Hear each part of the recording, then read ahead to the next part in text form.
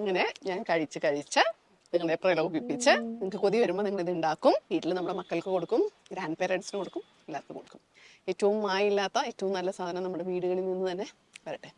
3 cup ഗോതമ്പ് പൊടിയാണ് എടുത്തിട്ടുള്ളത്. ഒരു 1/4 ടീസ്പൂൺ ഉപ്പ്. കാച്ചി തണുപ്പില്ലാത്ത പശുവും പാൽ ഞാൻ ഒഴിച്ചു. മിൽക്ക് പൗഡറിന് പകരം നമുക്ക് ഈ മിൽക്ക് ക്രീം ചേർക്കാം. 15 മിനിറ്റ് കൊണ്ട് ഈച്ച് നല്ല അടിപൊളിയായിട്ട് പൊങ്ങി വന്നിട്ടുണ്ട്. ഇനി ഇത് നമ്മുടെ ഗോതമ്പ് കൂട്ടിലേക്ക് ഒഴിക്കണം. എന്നിട്ട് അതിന്റെ മുകളിലൂടെ ഒരു 2 ടേബിൾ സ്പൂൺ ബട്ടറോ നെയ്യോ നമുക്ക് ഉരുക്കിയത് അങ്ങോട്ട് ചേർക്കാം. അപ്പോൾ ഇൻഗ്രീഡിയൻസ് ഒക്കെ നമ്മൾ സെറ്റ് ചെയ്തു. കുഴക്കാൻ എൻ്റെ അമ്മായിന്ന് തന്നെ വേണം. എന്താ കാര്യം എന്ന് വെച്ചിട്ടുണ്ടെങ്കിൽ നമുക്ക് ഈ ചൊത്തിക്കൈയുള്ളൂ 1.5 കൈ, ഇതുകൊണ്ട് കുഴച്ചാൽ ആവത്തില്ല. ഇതിൻ്റെ അകത്ത് ഒരല്പം ബട്ടറോ നെയ്യോ പരട്ടിയിട്ട് ഈ സാധനം 2 മണിക്കൂർ നനഞ്ഞ തുണിയിട്ട് മൂടി അടച്ചു വെക്കും. അപ്പോൾ ഈ സാധനത്തിന്റെ സൈസ് എന്താവും? ഡബിൾ. ഇതിന് നമ്മൾ വീണ്ടും നമ്മുടെ പ്ലാറ്റ്ഫോമിലേക്കിട്ട് ഒന്നും കൂടെ കുഴച്ച് മറിക്കണം. പംകിൻ സീഡ്സും സൺഫ്ലവർ സീഡ്സും ഇട്ടു. ഒരു ചെറിയൊരു ലൈറ്റ് മധുരത്തിന് നമ്മുടെ ഡേറ്റ്സ് ഈന്തപ്പഴം കുഞ്ഞായിട്ട് അതും വെച്ചു. എന്നിട്ട് വീണ്ടും ഇതെല്ലാം കൂടെ കുഴച്ച് മറിച്ച് ഒരു തടിയുടെ ഷേപ്പിലാക്കിയിട്ട്, ഒരു സിലിണ്ടറിക്കൽ നീണ്ട ഷേപ്പിലാക്കിയിട്ട് നേരെ നമ്മൾ ബട്ടർ തന്നെ പരട്ടി പേപ്പർ വെച്ച ഒരു പാത്രത്തിലേക്ക് നമ്മൾ വെച്ചു. ഇത് വീണ്ടും ഒരു 45 മിനിറ്റ് നമ്മൾ എന്ത് ചെയ്യണം?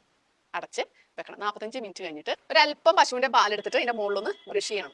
ഒരു രുചിക്കും ഒരു സോഫ്റ്റ്നെസ്സിനും വേണ്ടിയിട്ടാണ്.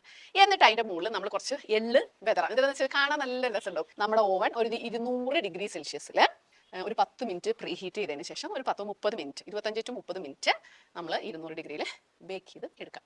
ബേക്ക് ചെയ്തെടുത്ത് പുറത്തുകൊണ്ട് വെച്ച ഉടനെ നമ്മൾ കുറച്ച് ബട്ടർ എടുത്ത് അതിന്റെ മുകളിലൊന്നും ബ്രഷ് ചെയ്യണം. അപ്പോൾ നല്ല തിളക്കവും കിട്ടും, രുചിയും കിട്ടും.